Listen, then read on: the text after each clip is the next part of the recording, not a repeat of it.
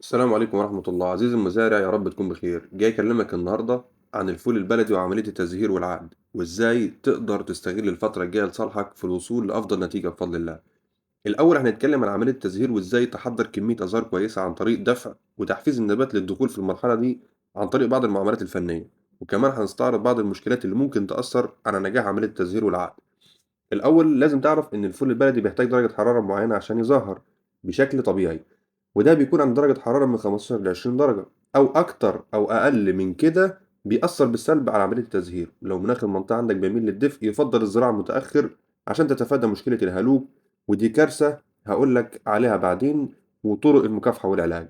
المهم، الفول عندك يبدأ يدخل في عملية التزهير في عمر من 45 ل60 يوم، وده على حسب نظام الري والتسميد والصنف المنزرع.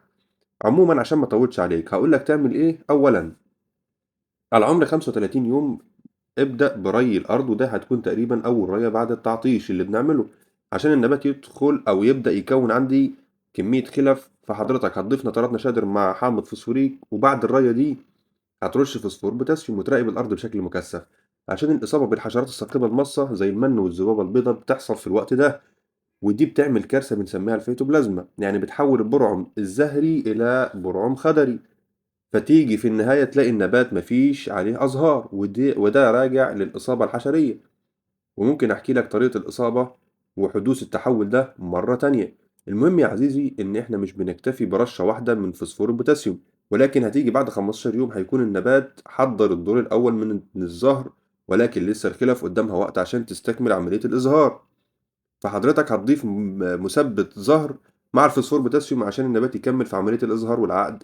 وفي الرية اللي بعدها هتضيف في التسميد نترات كالسيوم وحامض بوراكس عشان أضمن نجاح عملية العقد بأكبر نسبة نجاح إن شاء الله. لو أخدت بالك يا عزيزي أنا مركز أكتر في المرحلة دي من عمر النبات، وده عشان دي مرحلة مهمة جدا وبيترتب عليها حاجات كتير بعدين، أهمها كمية